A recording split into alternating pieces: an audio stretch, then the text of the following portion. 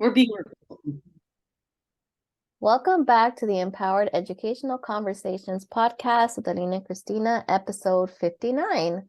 I'm Elin, co-host of this podcast. I've been in education for 17 years as a former school counselor and high school assistant principal.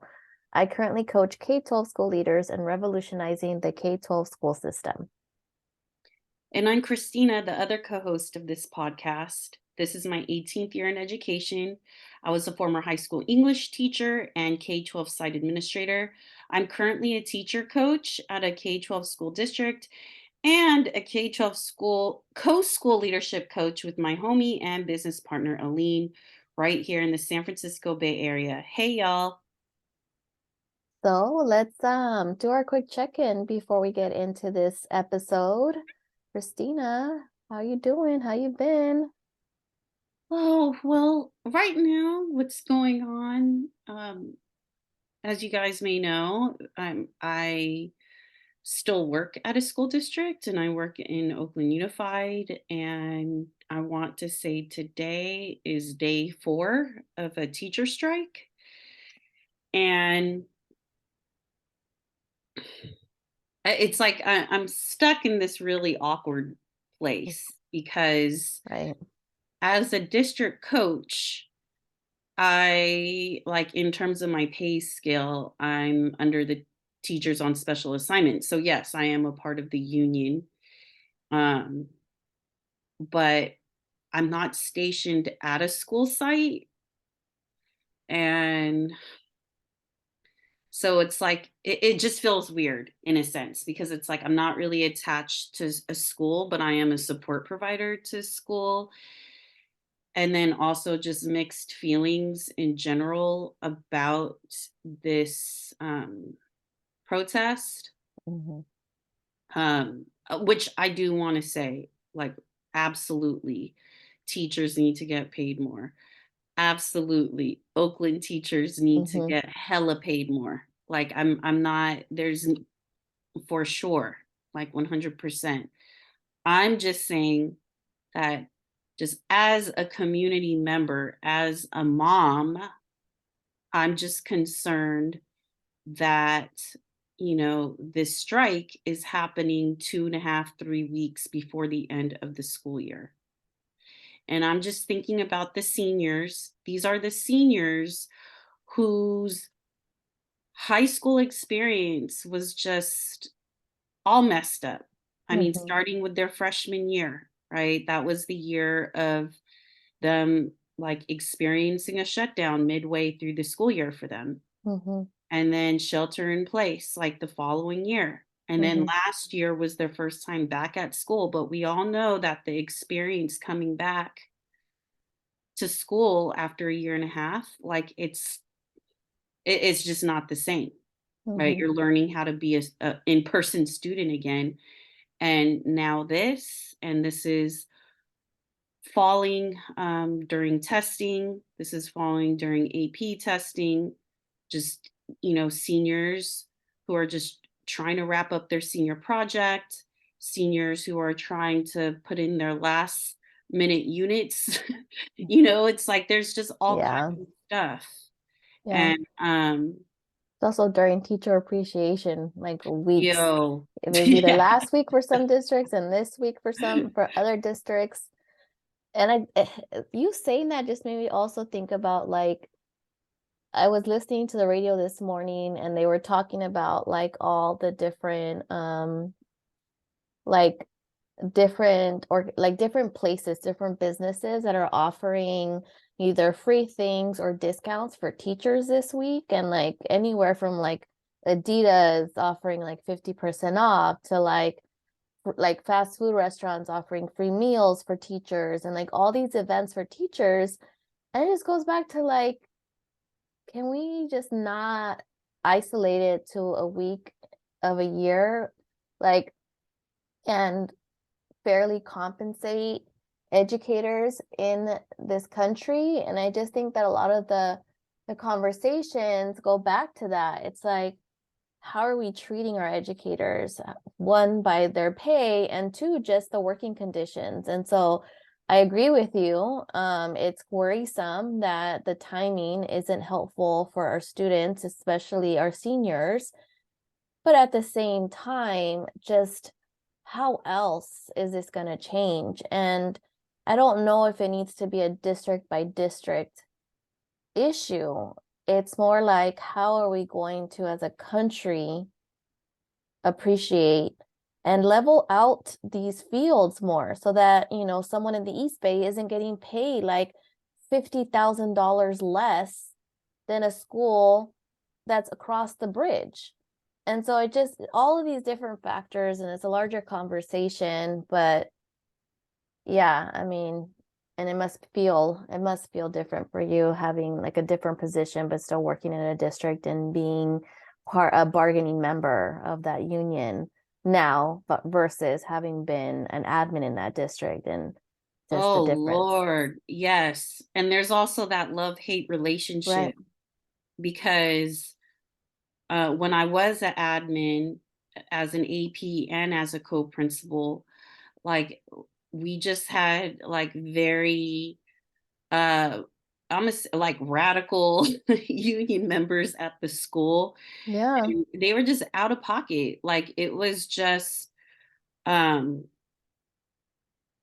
they were fighting for, I'm not saying everyone there, so Skyline don't at me, but it's like the ones that were there, like they were advocating, they were saying they were advocating for what was best for kids, but real talk, there were many times when they were advocating what was best for adults.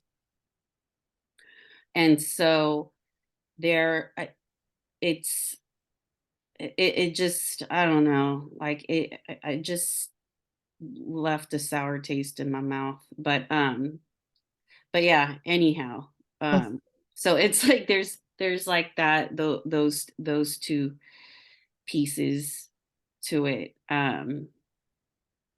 But yeah, like it's just been it's been a tough 4 days. Yeah, and I mean, I think this conversation came up like what, last month when LA Unified School District Yeah. was striking, and they received a historical raise. So yeah, I just think it's a larger conversation, and the timing of the year doesn't make anything better for sure. Yeah, and I'll just end it by saying, like, some of my teachers on my caseload, they are like brand new spanking teachers. Like they're either on an emergency credential or an intern credential, or just even trying to clear their credential.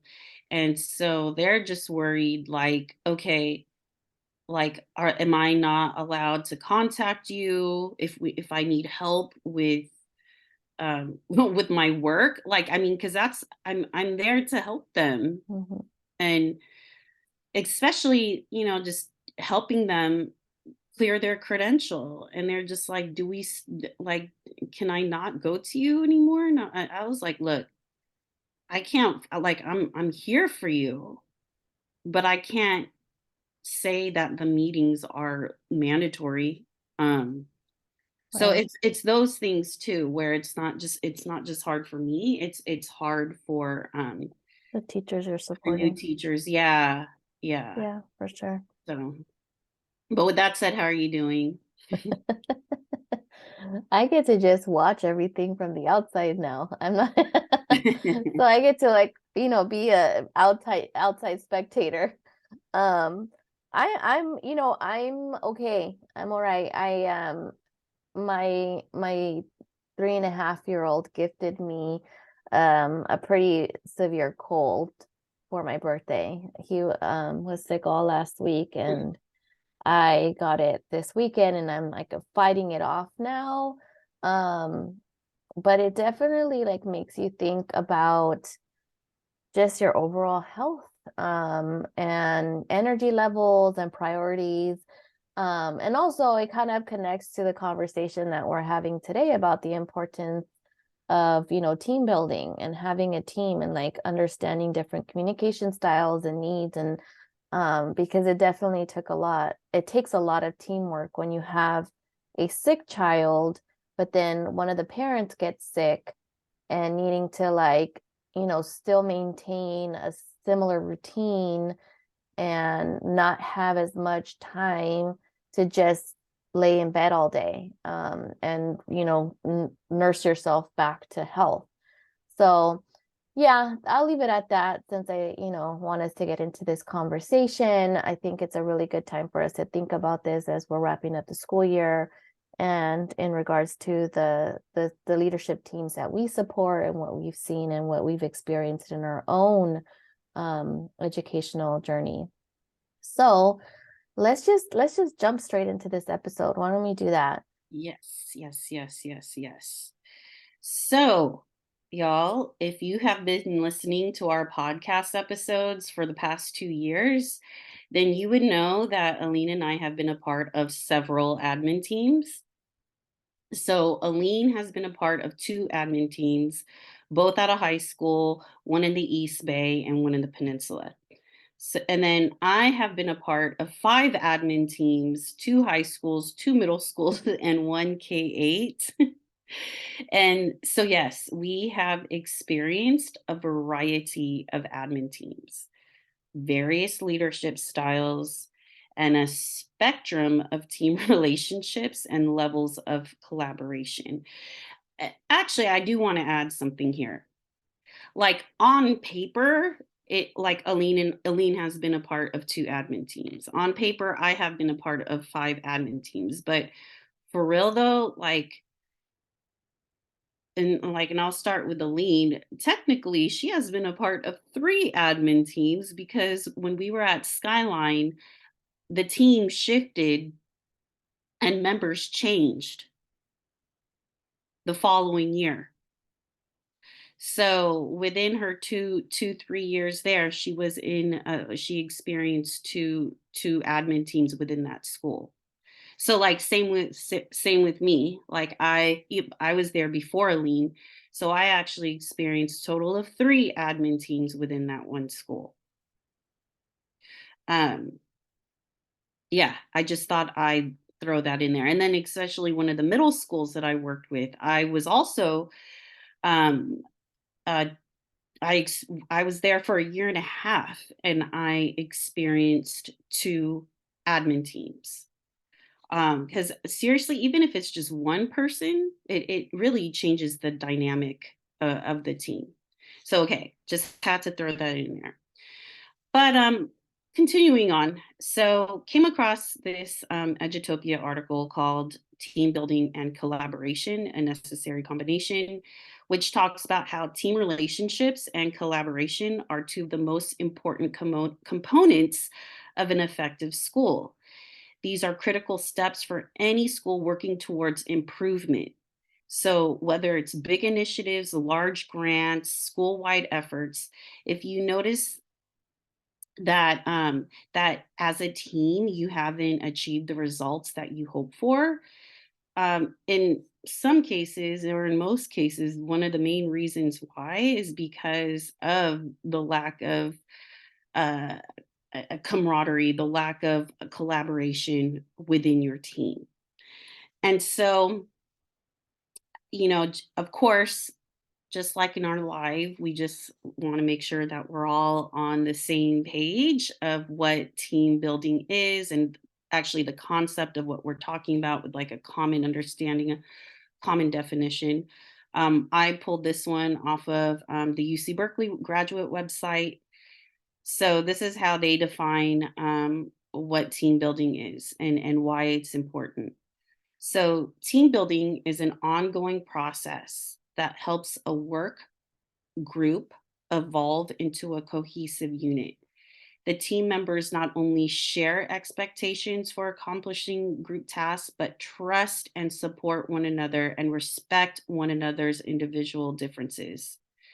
A team takes on a life of its own, and you have to regularly, sorry, I have to emphasize that, nurture and maintain it, just as you do for your individual employees.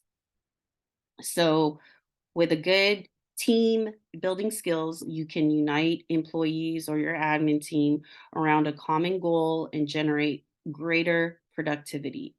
Without them, you limit yourself and the staff to the effort each individual can make alone. Yeah. When I knew we were going to talk about this, and like I just remember, well, and thanks for like setting the stage as to what we mean by team building and why we talk about it. Um, because not only did we serve on that number of admin teams, but since we've been in schools for, for 15 years plus, like we've also witnessed other leadership teams, right? So we've seen, Mhm, mhm, not only have we been in leadership teams and kind of understand like what worked and what didn't, but we've also seen all these different admin teams and can tell which ones were working and which ones weren't. And so I started to read Brene Brown's Dare to Lead book. mhm, I haven't finished it, full transparency, but but there was two parts in it, and one I will read right now before I talk about like why, some individuals aren't into team building. But I remember certain portions of what she talked about in her book around teams, and leadership. And this, I'm gonna share this one line from her book that I think will be helpful, when talking about this.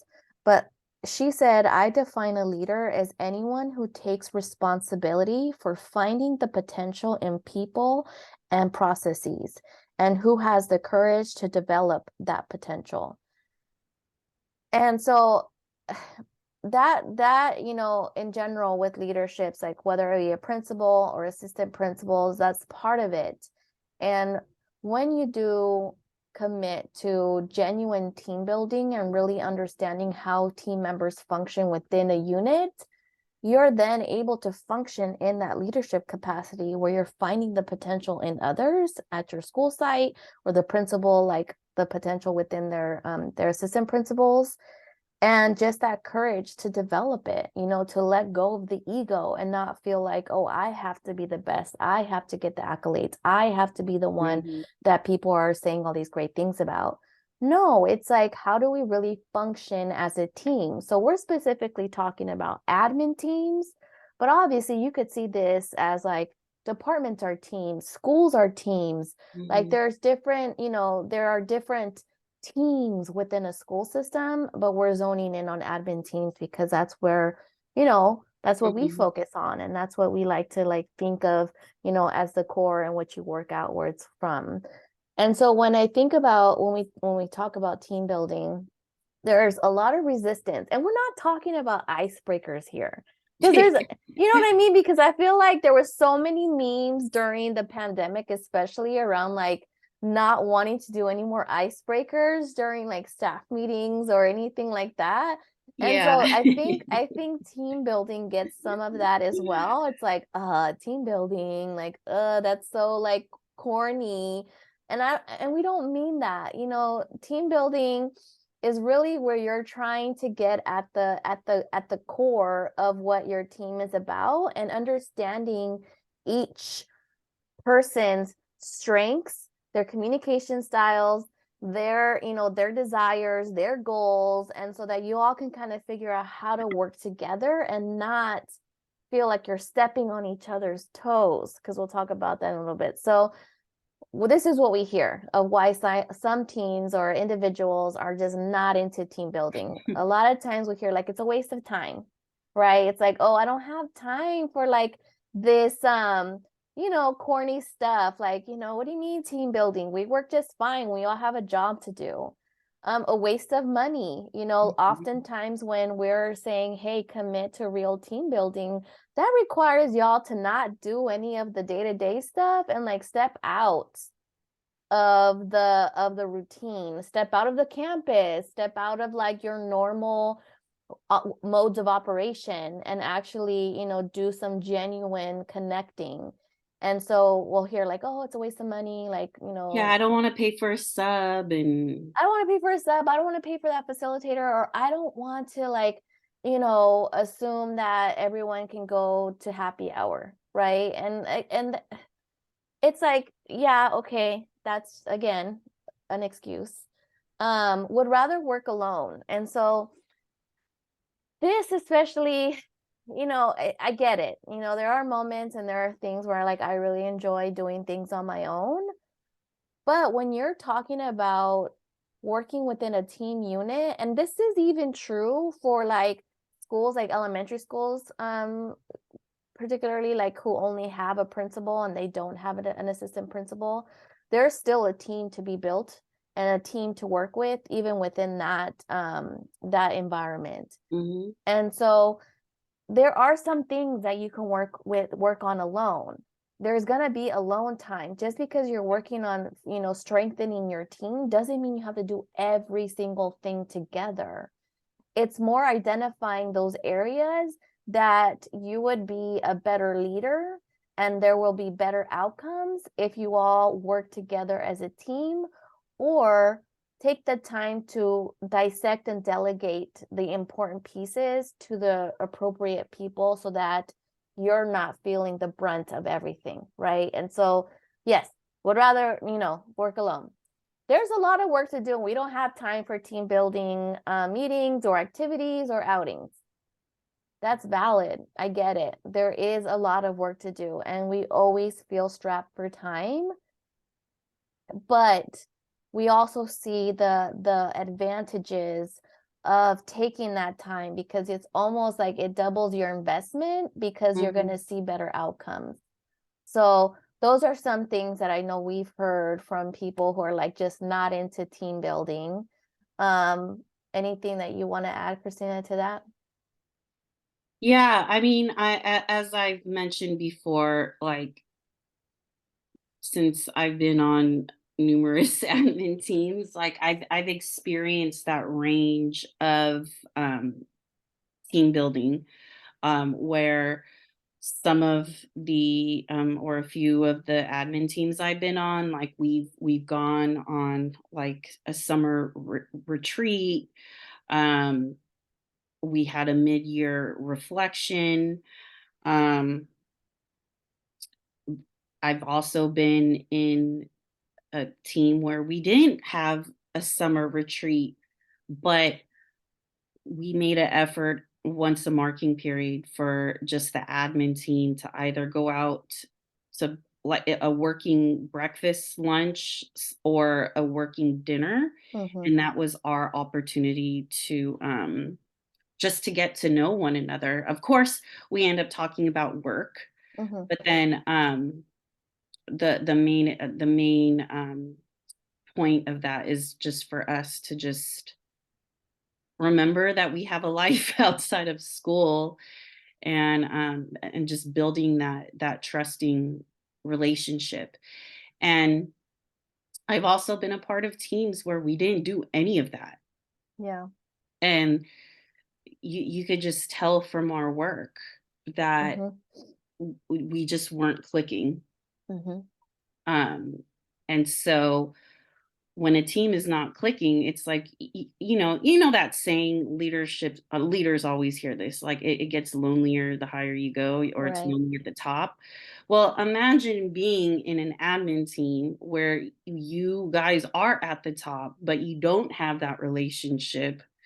And so it's like you're extra lonelier at the top, because the people that you can go to, it's just, you just can't. I mean, you Yeah. just don't have that relationship.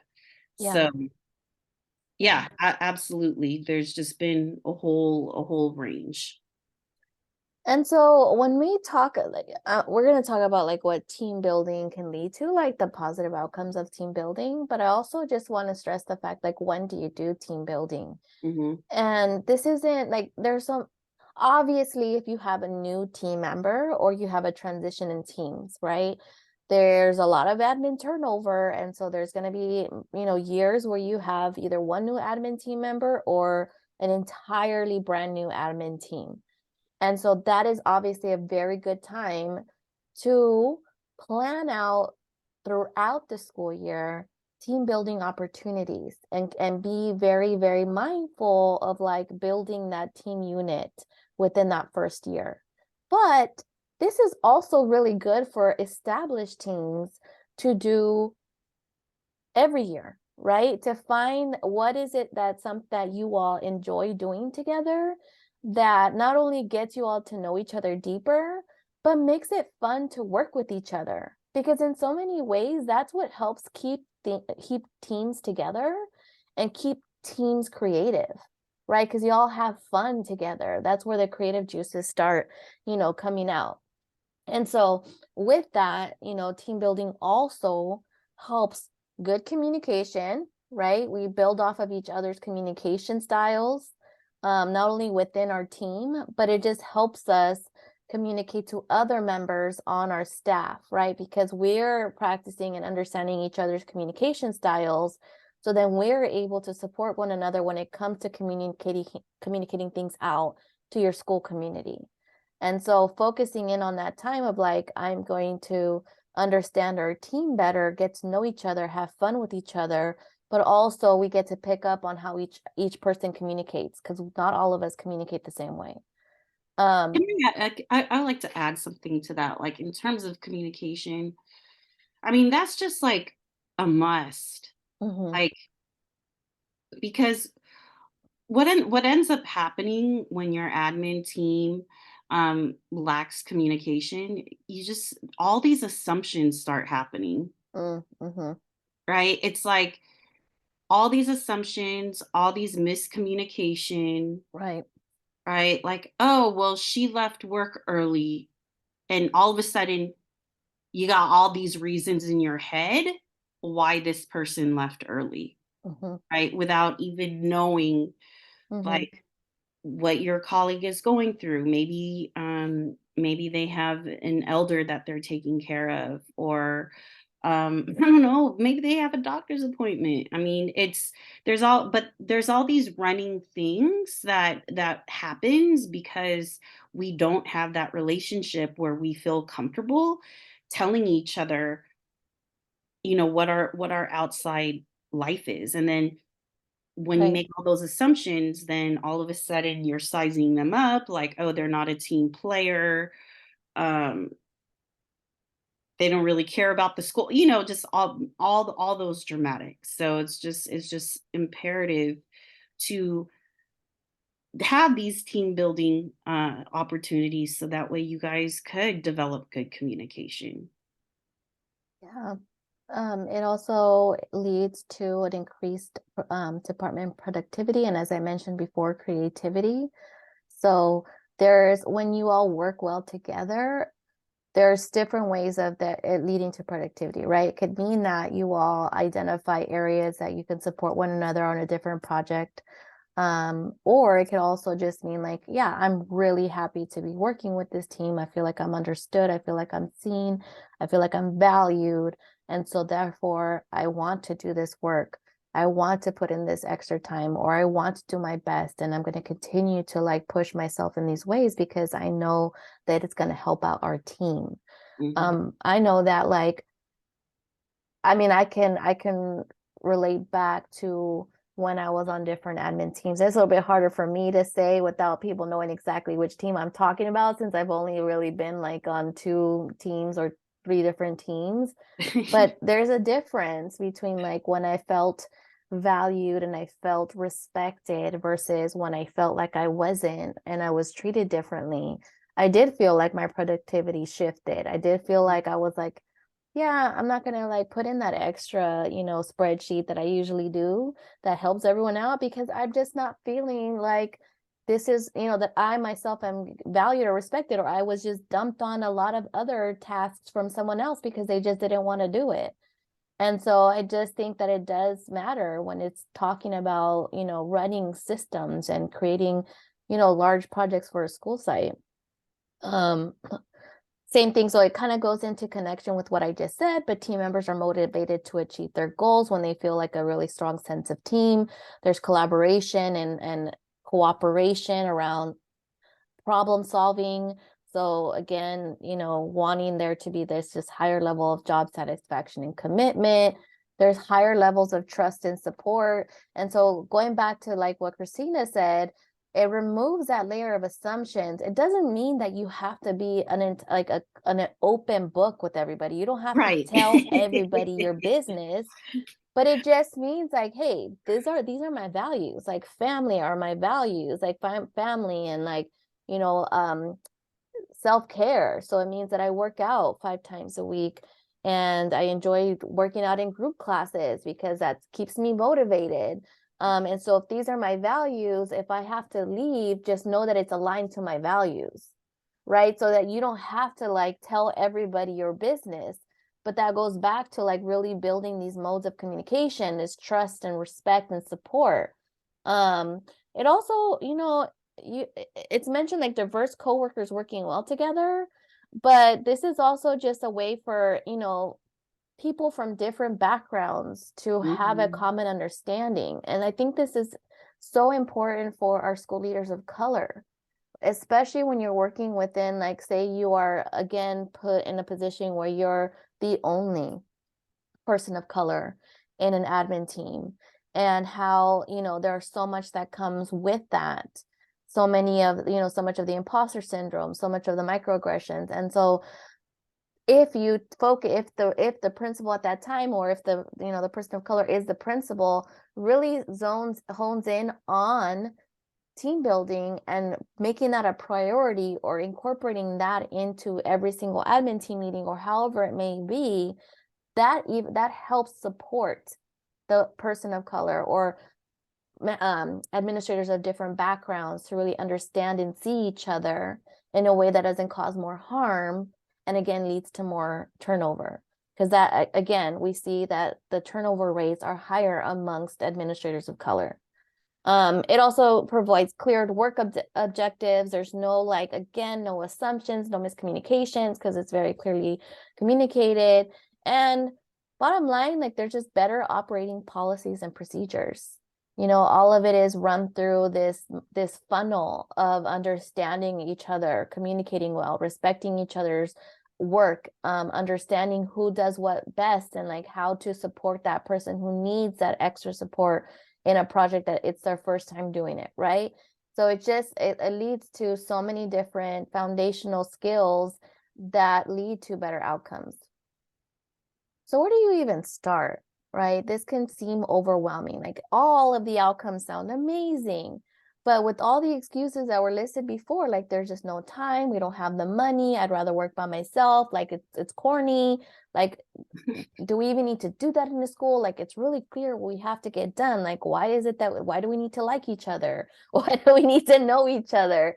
And so really it goes down to the starting from the very basic of understanding your why as an individual, and identifying and sharing your values. So the example that I gave earlier about, if I value family and my health, and that includes going to a workout class that I enjoy because it holds me accountable. It's not like I can go at 5 a.m. to, go on elliptical at the gym. Like, I prefer a CrossFit class that happens to be at 5 p.m. because I like the trainer, or whatever it may be.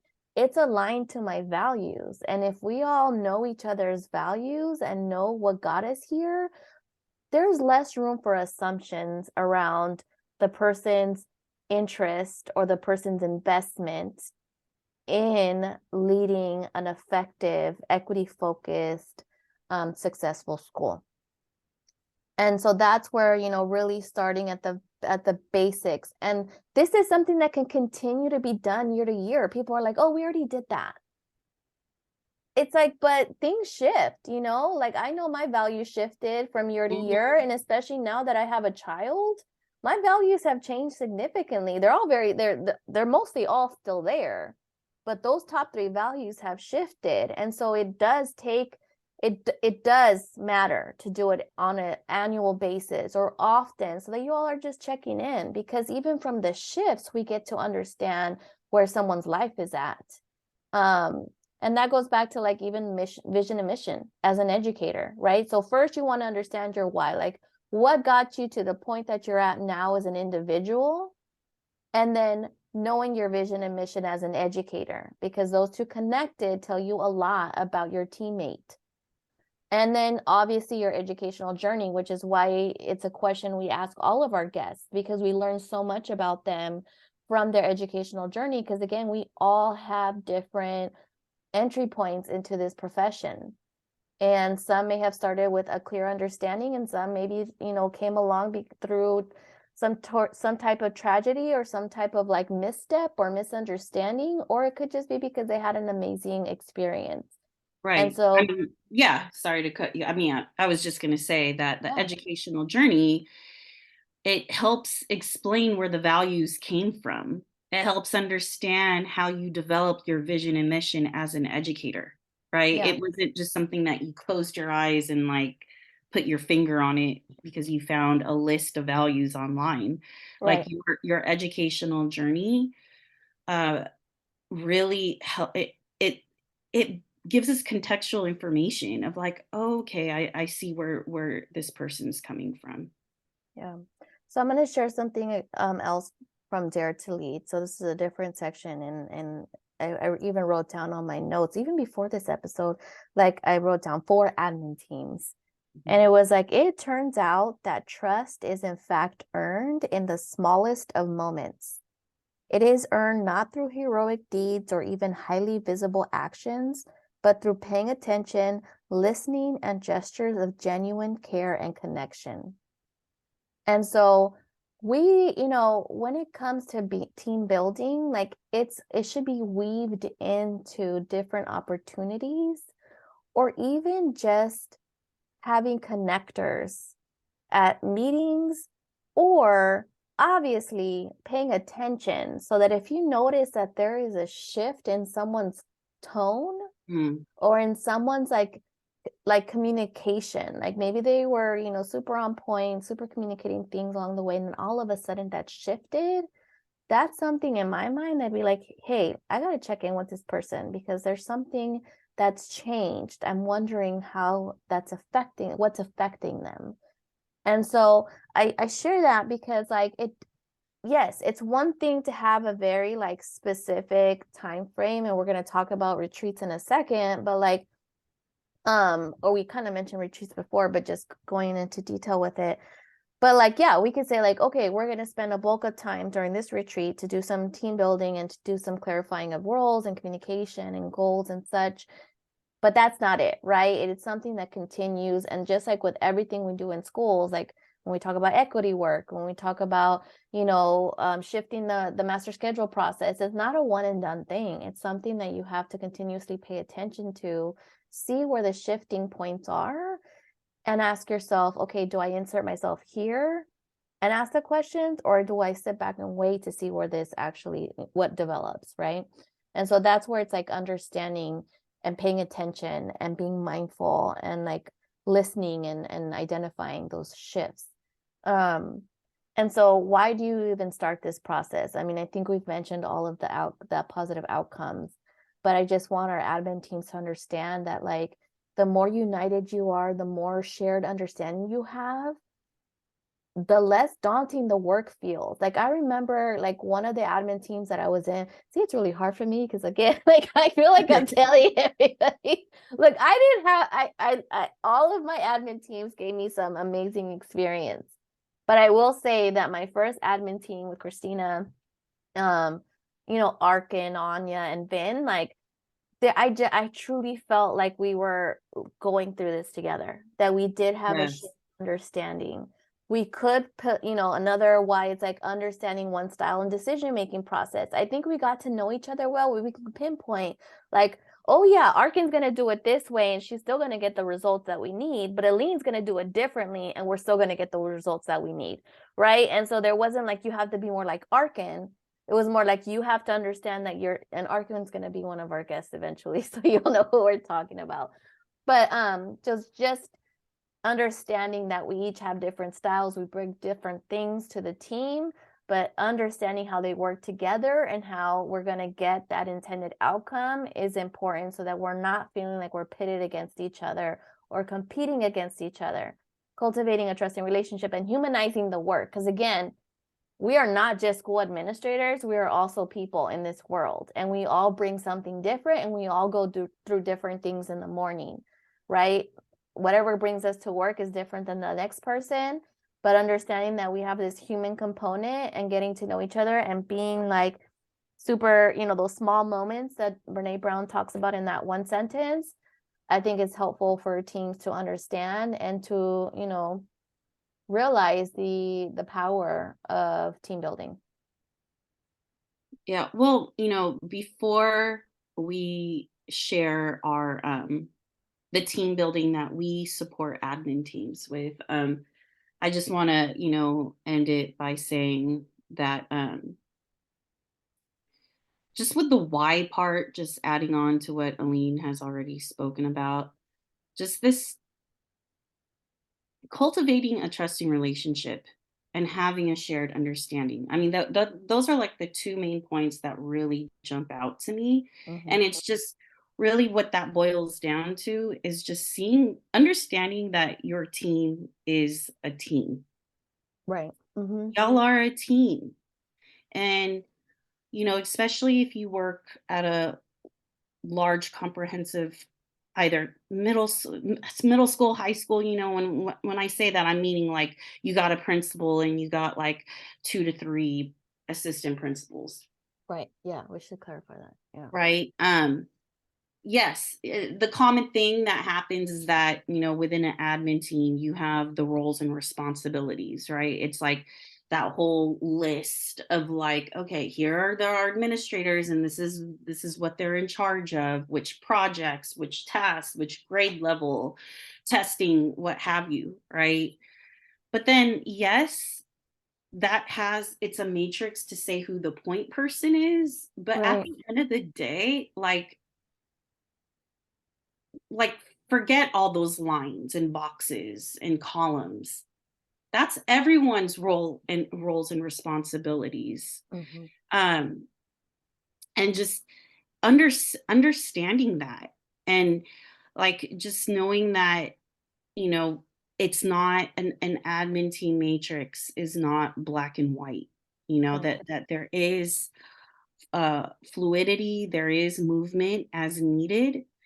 And that movement and that the fluidness that is developed through teamwork. It's developed through having a shared understanding, from having a trusting relationship. Because we all know, for those of you who have worked at a school site as a teacher, counselor, front office staff, admin, I don't care like what your position is. Even though you have your little set to-do list, 9 times out of 10 that something is going to happen, and that things are going to have to shift, Mm-hmm. right? Mm-hmm. But it just has to. Mm-hmm. But you don't want to be like, okay, ooh, that's not, I got to stay in my lane. Like that's not, like if I help out with that, that's not my grade level. I don't want to get in trouble. I don't want them to be mad at me. Or, Right. you know what I mean? So it's like a lot of that, uh, the whole assumption piece, right? The whole assumption, and just seeing everything like just separate and in working in silo, really. So yeah, it's just super important to just understand that your team is a team, Yeah. period. Yeah. Before we get into our admin team retreat experience, something that we talked about recently that also just I think connects here is like when we talk about working as a team and understanding each other's communication styles, it's also important to understand like how each person asks for help, right? Mm-hmm. And that like at what level of degree are you comfortable with asking for help outright? Or like, is it something that, you need support with getting to that point of saying, I need help? Do you see what I'm saying? Because like not everybody was raised or went through life feeling like they could ask for help. And so coming into a new position or a new team, especially into like school administration, I think that's one of the biggest things that you could do as a team, especially if you're the principal, is to like have that conversation early and say like, what does it mean to ask for help? And what does it look like for you to ask for help? Because that's what you want. Like, I don't know how many times we hear like, oh, my door's always open. Please come ask for help. Like, yeah, that's awesome. But for some, that's going to work. And some are going to be like knocking on your door, like, I have 10 questions. Here you Yep. go. But Because for I do other, not have an open door policy. but for others, Yes.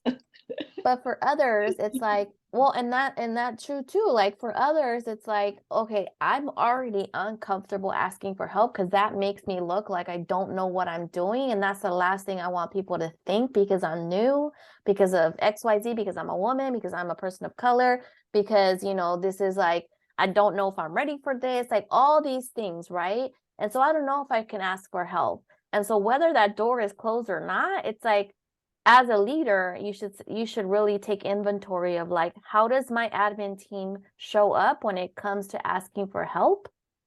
And how is it that I can facilitate making it easier for them?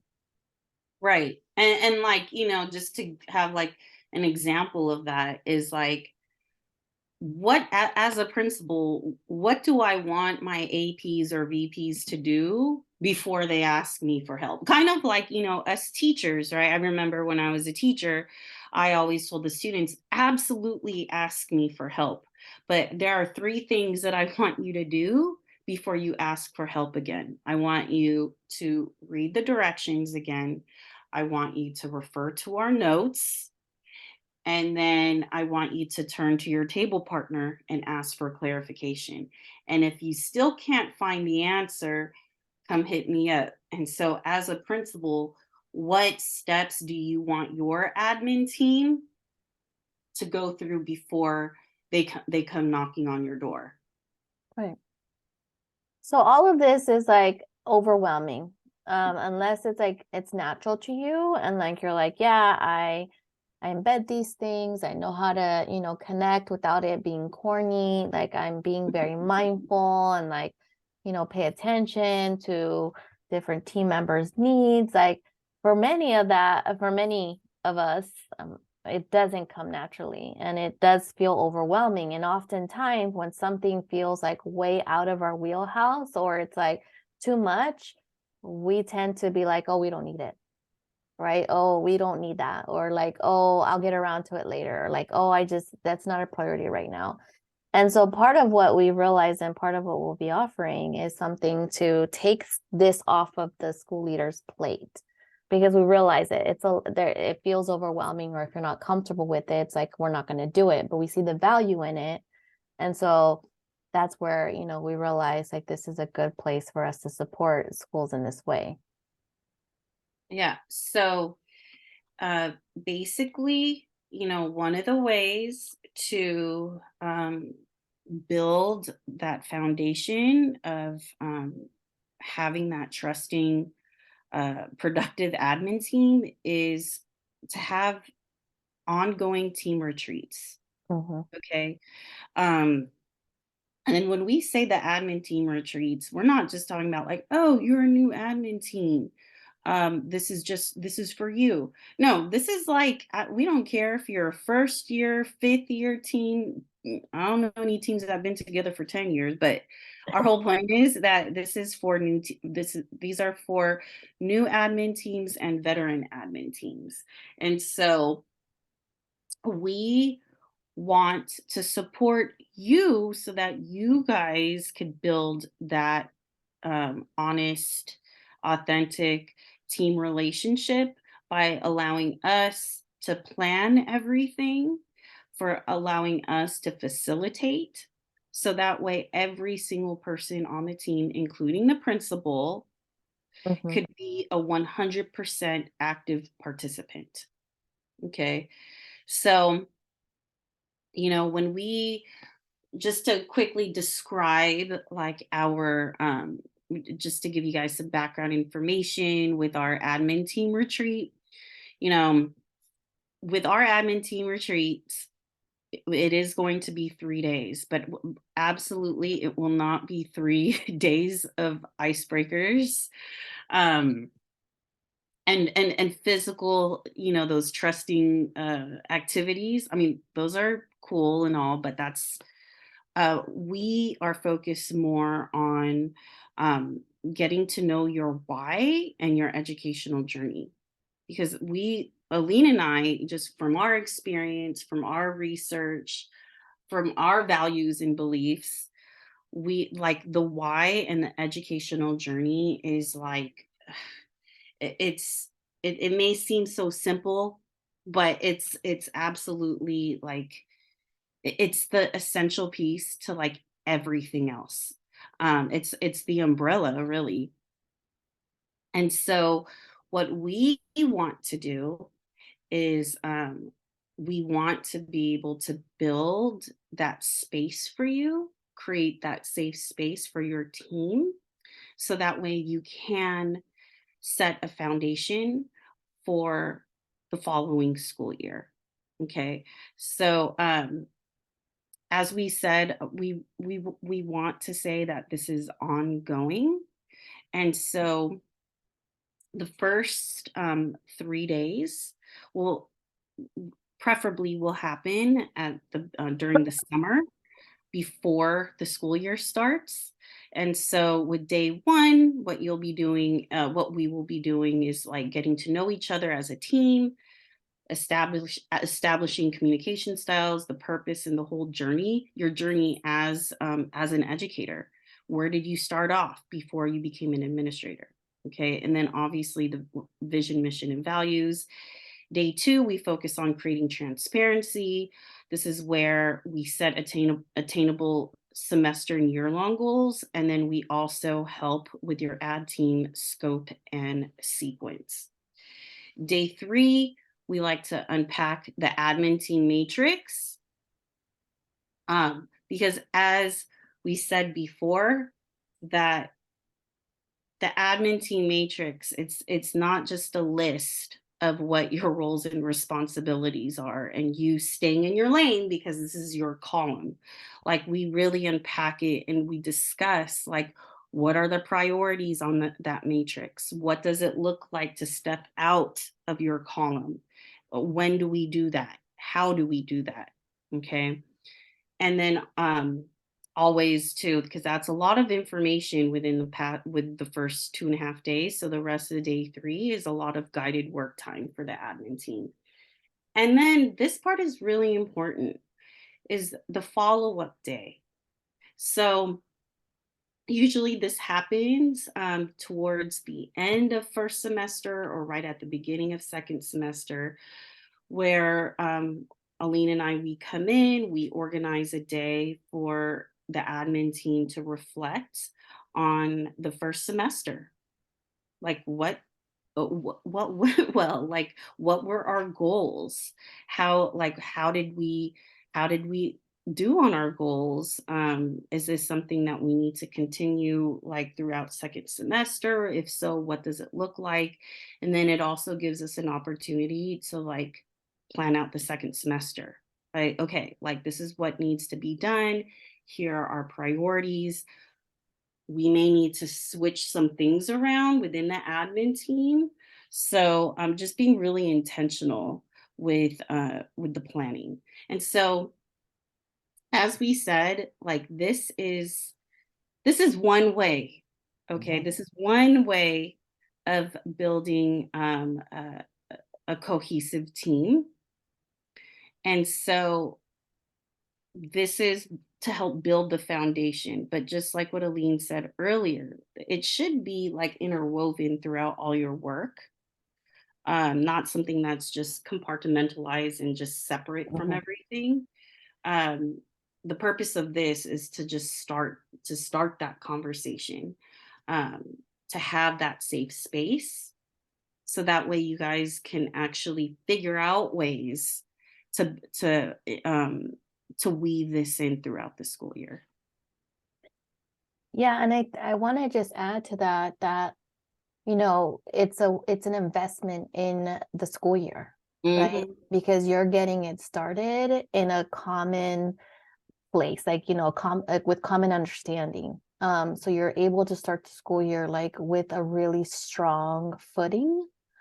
And also it's a retreat. like we treat y'all well. Like we want to get you off campus so that you're not, Oh, yes. stuck in your offices. We'll be feeding you. You'll have breakfast and lunch and you'll have beverages throughout the day. And really just create that space for you. And again, like I just can't stress this enough. It's like, let us take something off your plate. This is often something that so many leaders want to do, but then right when they get to it, they're like, oh, I can't do it. Like I just don't have the bandwidth. And Mhm. so we don't want to hear that anymore. We want to be able to support you with that. And so if it's something that you're interested in or you want to share with the admin team leader that you can find more information and sign up for a call at elinandchristina.com/admin retreat. But we'll also put the link in our show notes, and just take a look and ask yourself what difference it would make if you had someone coming in and doing this work for you, so that all school leaders are active participants in this process as opposed to feeling the weight of facilitating it, in addition to trying to like be a part of it. So with that, hopefully it's something that's interesting to you. We're excited about it. And Yes. I know that we've had different experiences with retreats. Some of them function in this way, but not enough of them took the time to really flush this out and take the time necessary to build that cohesive team that Christina talked about. All right, y'all, we'll see you next time. Bye, y'all.